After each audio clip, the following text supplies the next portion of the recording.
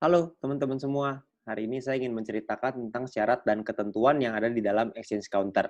Ya, buat Anda yang mungkin belum mengerti bagaimana caranya melakukan transaksi di dalam exchange counter, bisa nanti minta ya ke para pengguna Anda supaya bisa dapat link tentang video tutorial bagaimana caranya melakukan transaksi di dalam exchange counter. Oke, nah perlu diingat bahwa ada tiga pihak di dalam exchange counter ini. Ada penjual, orang yang ngejual VP. Ada pembeli, orang yang ngebeli VP. Ada perusahaan, perusahaan ini sifatnya membeli VP dan juga menjadi penengah antara penjual dan pembeli. Oke, nah waktu operasi dari exchange counter ini kira-kira jam 10 pagi sampai jam 10 malam. Jadi tidak lebih ya. Jadi kalau lebih dari jam 10 malam udah tutup, kurang dari jam 10 pagi masih belum buka. Jadi Anda perlu ingat bahwa operasinya jam 10 pagi sampai jam 10 malam aja. Oke. Nah, kalau misalkan dalam kondisi tutup, maka kita sebagai penjual tidak bisa melakukan penjualan VP, sebagai pembeli pun kita nggak bisa melakukan pembelian VP. Perusahaan juga tidak bisa melakukan pembelian VP dan tidak bisa menengahi kedua belah pihak.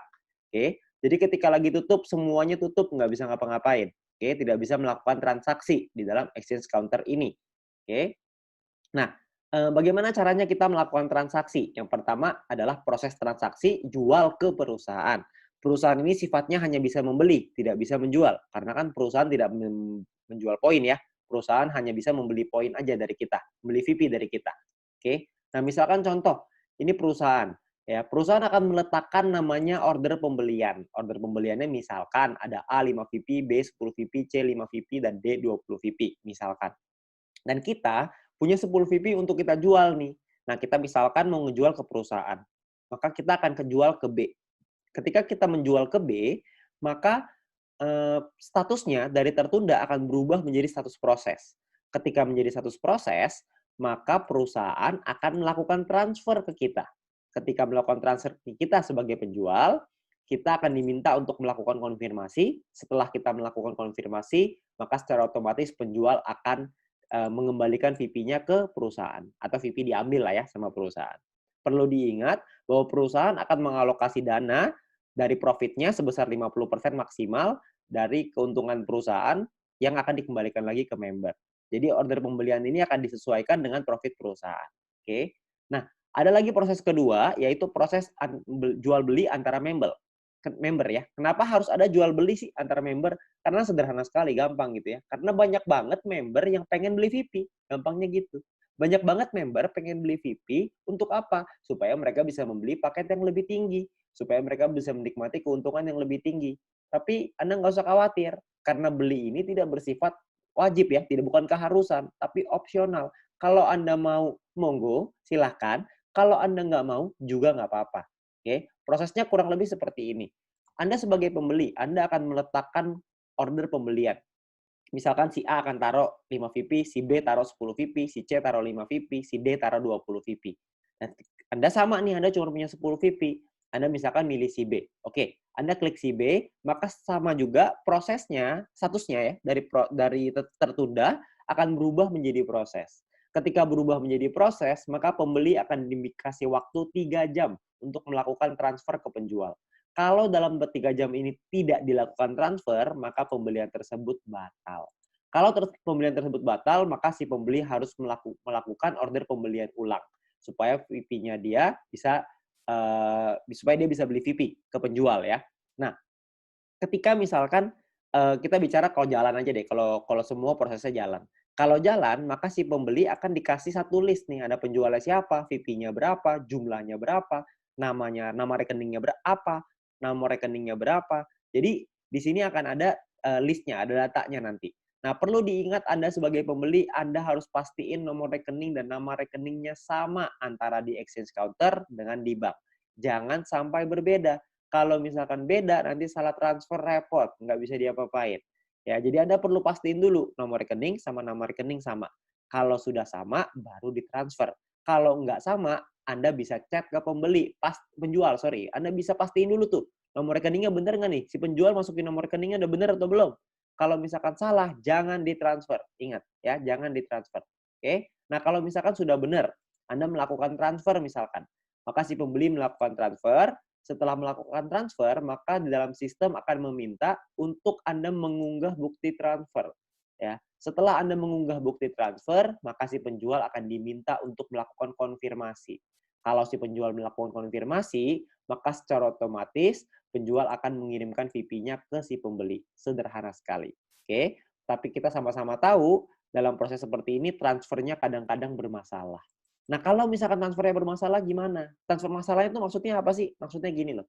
Ada orang misalkan salah transfer, jumlahnya salah.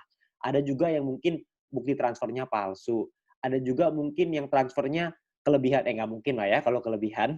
Ya, jadi mungkin banyak masalah lah ya. Masalahnya apapun itu, maka sebagai pembeli dan sebagai penjual Anda bisa melakukan protes. Ya, kalau Anda melakukan protes, maka secara otomatis akan diminta untuk mengunggah bukti transfer sebagai pembeli, sebagai penjual Anda akan diminta mutasi rekening.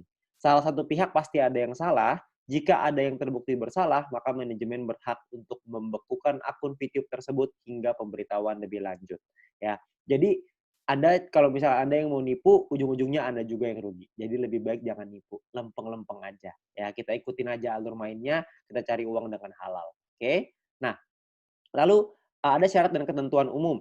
Ya, misalkan ada bukti transfer palsu. Kalau pembeli mengunggah bukti transfer palsu, maka secara otomatis akunnya akan dibekukan secara permanen karena ini adalah tindak penipuan. Kalau penipuan harus ditindak dengan tegas. Saya yakin teman-teman semua juga pasti setuju lah dengan hal ini, ya. Nah, terus yang kedua, dengan sengaja mengganti nama Anda dengan nama orang lain akan dinilai sebagai sebuah kecurangan juga. Dan transaksi Anda akan dibekukan jika salah satu melakukan protes dan akan di-review dulu ya sama perusahaan, akan dicek siapa yang salah, siapa yang benar. Buat yang salah, maka akan langsung ditindak dan akan diberikan sanksi. Karena ini juga sama tindakannya penipuan. Oke. Nah, proses protes berapa lama? Proses penyelesaian protes itu kira-kira memakan waktu 1-3 hari. Kalau belum selesai, maka kedua belah pihak bisa mengirimkan email kepada customer service untuk ditindaklanjuti. 1 hari itu untuk yang tidak ada masalah ya. Kalau nggak ada masalah akan dilepas pembekuannya, dikunci akunnya gitu ya, dibekuin dulu. Sementara kalau misalkan nggak ada masalah akan dilepas, kalau misalkan yang masih bermasalah maka akan tetap dibekukan atau tetap dikunci sampai masalah itu selesai. Kalau sudah selesai baru akan dilepas semuanya. Oke? Jadi sebisa mungkin kita meminimalisir adanya masalah, sebisa mungkin buat mungkin teman-teman saran saya adalah udahlah kalau buat yang mau nipu jangan nipu. Buat apa? Buat apa juga kita punya uang tapi kalau uangnya uang haram, betul nggak? Ya. Nah, informasi tambahan untuk Anda, sebagai penjual maksimal Anda hanya bisa melakukan 4 transaksi pending atau tertunda. Jadi Anda hanya bisa melakukan penjualan VP ke 4 transaksi berbeda. 4 transaksi. Kalau transaksinya masih belum selesai, maka belum bisa jadi yang kelima. Ya, hanya bisa selesaiin dulu salah satu, Anda baru bisa buka satu lagi. Anda baru bisa jual ke satu lagi. Ya, jadi jika salah satu sudah selesai, Anda bisa menambah satu transaksi lagi. Intinya maksimal 4 transaksi yang masih dalam berjalan dalam satu waktu yang bersamaan.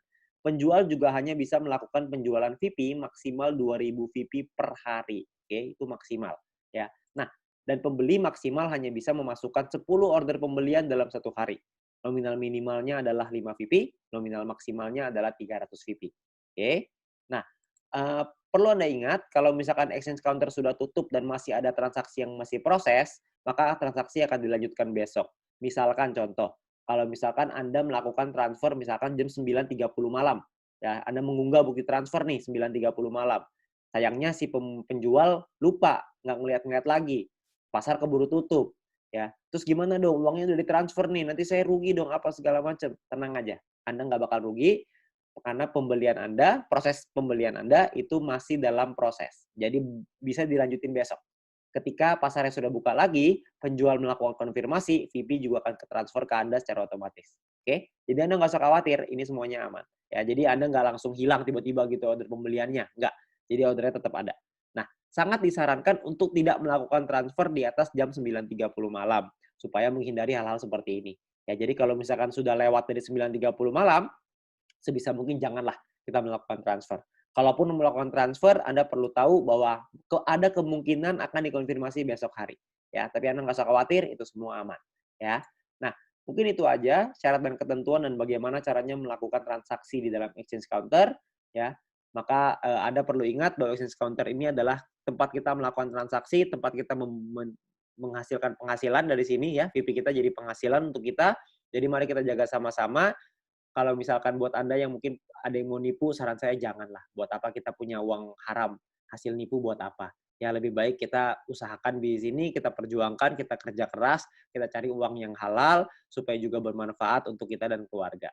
Oke, mungkin sekian dari saya, terima kasih.